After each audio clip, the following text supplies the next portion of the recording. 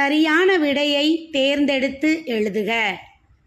பழந்தமிழ் இலக்கியங்களை பாதுகாத்து வைத்தவை: அ.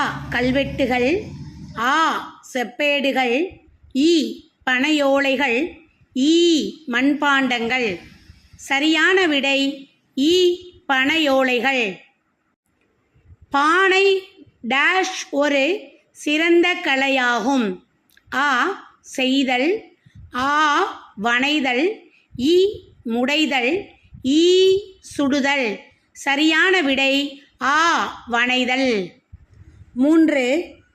மட்டு மல்ல என்னும் சொல்லை பிரித்து எழுத கிடைப்பது: ஆ.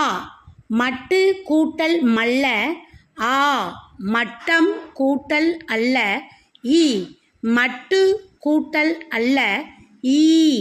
மட்டும் கூட்டல் அல்ல. சரியான விடை ஈ. மட்டும் கூட்டல் அல்ல. கயிறு கூட்டல் கட்டில் என்பதனை சேர்த்து எழுத கிடைக்கும் சொல்: அ. கயிற்றுக்கட்டில், ஆ. கயிற்கட்டில், இ. கயிறுக்கட்டில், ஈ. கயிற்றுக்கட்டில். சரியான விடை ஆ. கயிற்றுக்கட்டில். அடுத்து பின்வரும் சொற்களை சொற்றொடரில் அமைத்து எழுதுக. 1. முழுவதும்: மழையில் எனது உடல் முழுவதும் நனைந்தது. 2. மட்டுமல்லாமல்: ஏட்டுக்கல்வி மட்டுமல்லாமல் தொழிற்கல்வியும் கற்க வேண்டும். 3. அழகுக்காக: மனிதர்கள் அழகுக்காக அணிகலன்களை அணிவர். 4. முன்பெல்லாம்: முன்பெல்லாம் கல்வி மகிழ்ச்சியானதாக இருந்தது. அடுத்து நாம் பார்க்க போவது குருவினா. 1. எவற்றையெல்லாம் கைவினை கலைகள் என கூறுகிறோம்? விடை: அன்றாட பயன்பாட்டுக்காக அழகிய பொருள்களை தொழில் முறையில் உருவாக்கும் கலையை கைவினை கலை எனலாம். குருவினா 2. மண்பாண்டம், சுடுமண் சிற்பம் ஒப்பிடுக. விடை: களிமண்ணால் குடம், தோண்டி, உலக்கு போன்ற பாத்திரம் போன்று உபயோகப்படும் பொருட்கள் மண்பாண்டம் எனப்படும். களிமண்ணால் செய்யப்படும் பொம்மைகள், வீட்டு அலங்கார பொருட்கள் சுடுமண் சிற்பங்கள் எனப்படும். இவை இரண்டும் களிமண்ணால் செய்யப்பட்டு காய்ந்ததும் சூளையில் சுட்டு எடுக்கப்படும். குருவினா 3. பனையோலையால் உருவாக்கப்படும் பொருள்கள் யாவை?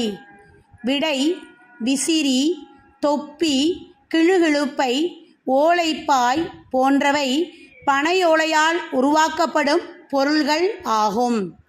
அடுத்து நாம் பார்க்க போவது சிறுவினா.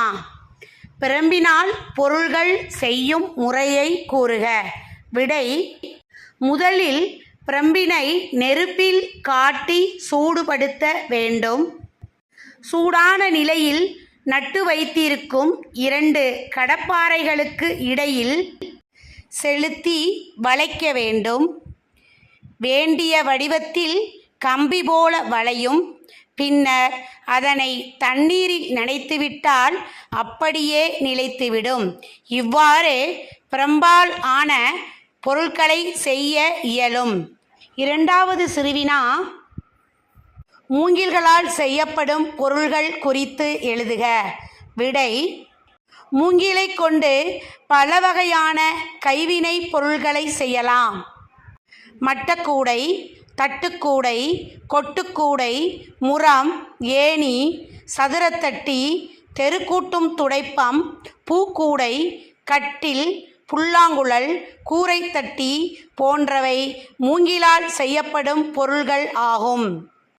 பிறந்த குழந்தைகளுக்கு தொட்டில் முதல் இறந்தவரை சுமந்து செல்லும் பாடை பயன்படுத்தப்படுகிறது. அடுத்து நெடுவினா. தமிழக கைவினை கலைகளை பற்றிய செய்திகளை தொகுத்து எழுதுக. விடை: அன்றாட பயன்பாட்டுக்காக அழகிய பொருள்களை தொழில் முறையில் உருவாக்கும் கலையை கைவினைக் கலை என்று அழைப்பர். தமிழகத்தில் பழங்காலந்தொட்டே இக்கலை வளர்ந்திருக்கிறது. கைவினைக் கலைக்கு சான்றாக இருப்பது மண்பாண்டங்கள் ஆகும். சிந்துவெளி, ஆதிச்சநல்லூர், செம்பியன்கண்டியூர், கீழடி போன்ற பகுதிகளில் செய்த அகழ்வாய்வில் மண்பாண்டங்கள் கண்டெடுக்கப்பட்டுள்ளன.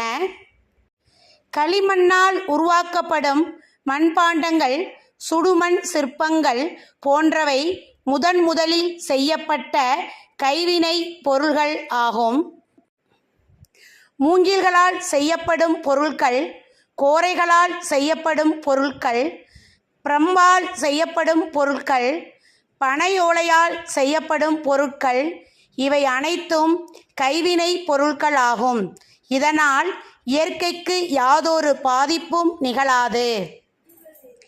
மர பொம்மைகள், சந்தன மாலைகள், சங்கு, இது மட்டுமல்லாது கிளிஞ்சல்களால் செய்யப்படும் காகித பொம்மைகள் பொருட்கள் அத்துணையும் கைவினை பொருட்கள் ஆகும்.